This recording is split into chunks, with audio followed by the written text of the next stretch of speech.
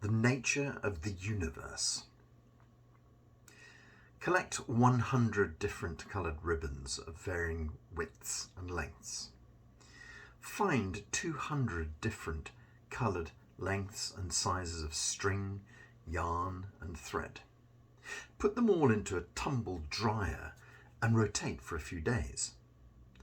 The result would be the best description of reality that I can come up with. Each length of string or ribbon represents a member of your family, a friend that you've met, or somebody you've encountered in your life.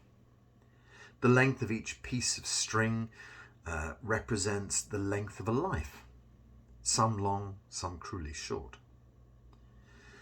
The varied widths represent the health of that life. The vast ball is just your ball of reality. Each person has a subset of connections from their ball to the greater whole. If you would take your own strand and follow its path through the tangle, you'd see that every few millimetres it connects with another strand, sometimes the same strand, sometimes other totally different strands. New strands turn up and entwine repeatedly. Some connect, some never reconnect. If you were to take your own strand and gently tease it out of the whole wouldn't collapse or disappear. It would look remarkably the same. If we look at a timeline, we see that some of the strands enter into your ball of string early and leave early, some late and continue on. It's a stringy continuum.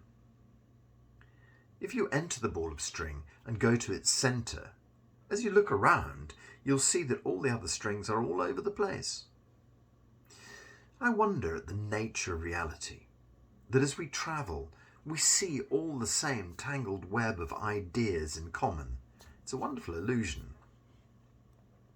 We build this reality together. It seems that we are able to imagine a scenery for our lives, which holds in place for other people to experience. I dream a building and a town around it that years later you are able to experience. There's a communal creation of the story space that will go on after I move to the next phase. In some of the Star Trek movies, Gene Roddenberry imagined a holodeck. Essentially, just a huge white room that a computer could project an entire world into, complete with its combatants, comrades, and scenery. The person using the room could experience the planet they were going to, or possibly combat situations in this projected world, which seemed and sounded seamless to them, and practice their strategies and their combat moves. Each of us is a stream of consciousness emanating from the One, or whatever you'd like to call it, projecting our version of the world out into a communal holodeck, where it'll stay steady for a while. In physics, we hear much about entropy, a gradual decline into disorder. I think that our holodeck lives follow this pattern. Over time, our influence or imprint on the space slowly fades away. The rocks and the rivers fade and wear through the landscape. Houses dissolve back into the earth. The basic program that humans have experienced through consciousness for 2 million years changes slowly. The features that we dream into existence dissolve more quickly. When the last human draws his breath, the program will slowly close down and existence as we see it will eventually end. We exist in a huge laboratory set up by consciousness. Consciousness has created the operating system by which the earth appears to exist. In this laboratory world that consciousness lets loose 8 billion instances of itself, each with a little tweak. What will happen if 3,000 are killed in a skyscraper terrorist attack? What will the others do? What will happen if 20,000 are killed in an earthquake? How will individuals and their building blocks, countries, respond?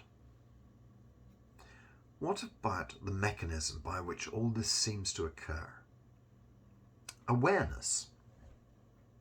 God, all there is, however you wish to put it, is the source of all consciousness. It beams itself through a prism of you, and you project the resulting out into your life's holodeck. Think of the cover of the famous Pink Floyd album Dark Side of the Moon. Consciousness, or awareness as it seems better, is represented by the white stream of light entering that prism that is actually your mind. The rainbow of light that streams out of the other side is your mind creating this human experience that we all experience. What I experience is subtly different to what you live through. We hear that everybody sees lights and colours differently to the next person, the same with sound and with scent. You apply all your own filters to the life experience. We have so many commonalities that it all seems very similar to us, but the reality is that it may all be very different. I'm inspired by the author Marc Leavitt, who has spent many years examining reality from his own perspective, and he inspired me to write this. I have, like him, had several experiences of universal awareness in my practice and meditation. The most notable of which I've written before came during a standing meditation whilst on retreat. In a quiet room of practitioners, the evening drew slowly in and the sun set. Over time, the room became quite dark. I settled into my standing posture. Without warning, the floor below me opened, and below I could see the whole of the universe laid out. There was a rushing noise, whooshing noise, as if someone had opened the window of a speeding car. I gazed in wonder out into the universe with its planets and its galaxies.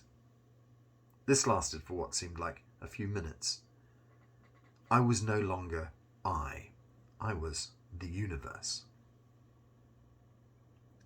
As inevitably happens, one's ego doesn't like experiences like this, especially experiences that it doesn't understand.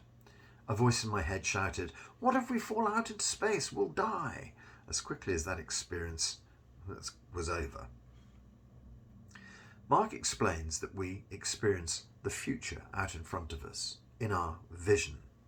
But if we were able to look backwards, we'd find that everything is emerging from the void, as was my experience in meditation. I know we can look in a mirror, but we still have to look forward to see back. Part of the illusion.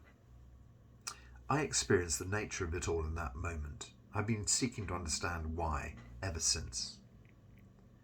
He points out the universality of the triune experience in everything. At Christianity's core is Father, Son, Holy Ghost. In Buddhism, it's Mano, Sita, and Vijnana.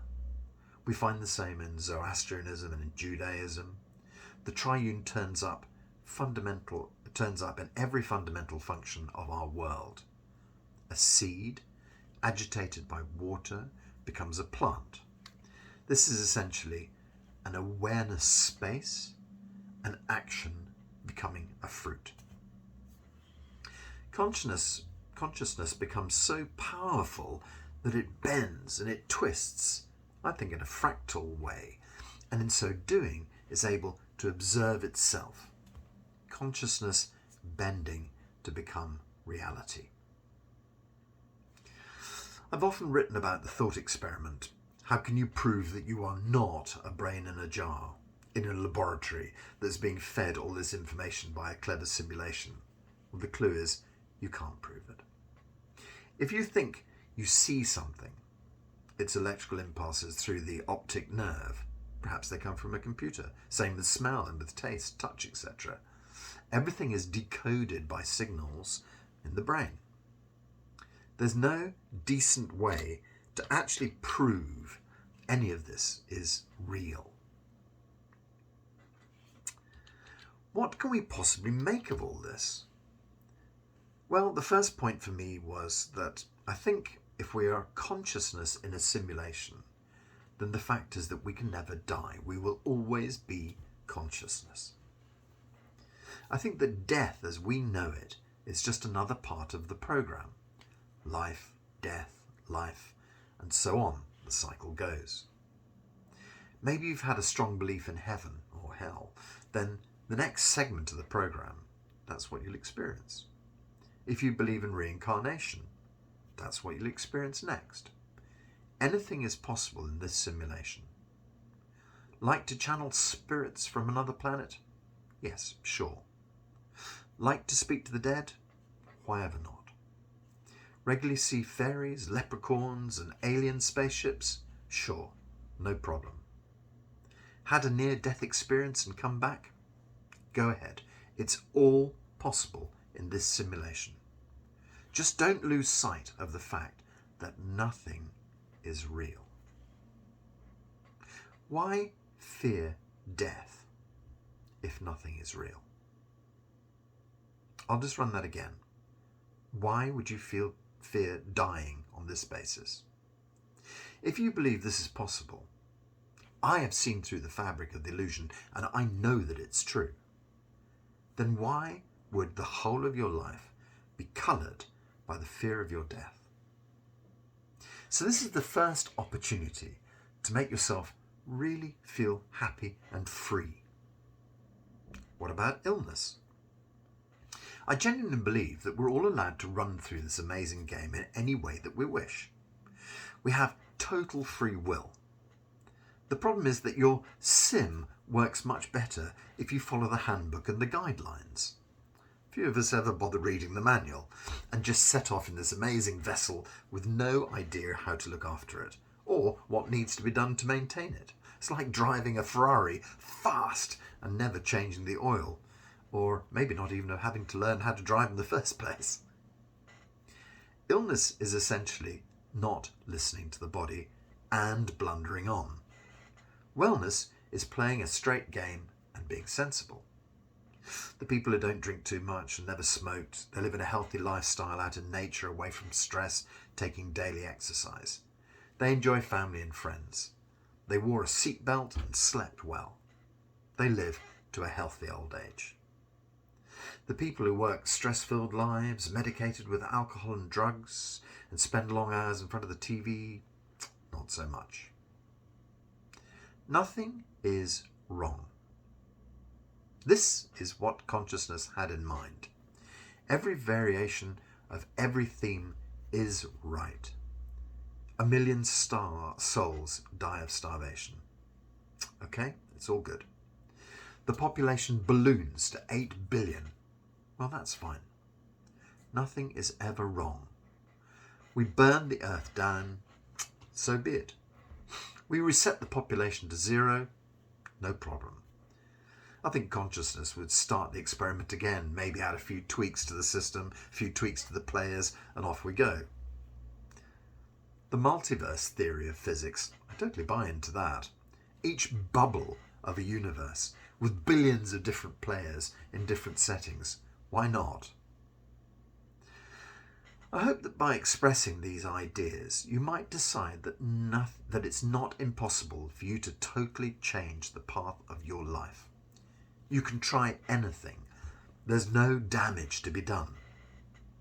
There is, however, a chance that with the right tools and with the right mindset, that you can utterly transform your being. Why not try? Further to that, I hope you'll feel the urge to truly live your life and not fear your death. Live in joy and hope every day. Why ever not? I'll leave you with Marc Leavitt's final discovery. He spent years searching for the answer to his vision of the fabric of it all. and the vast grounds of consciousness, he came up with his final triune. Life, learning, love. What I found was that love does not inherently exist, but rather it emerges from us as a result of our learning. Love is the fruit of life's learning process. Love your life, people. Love your life.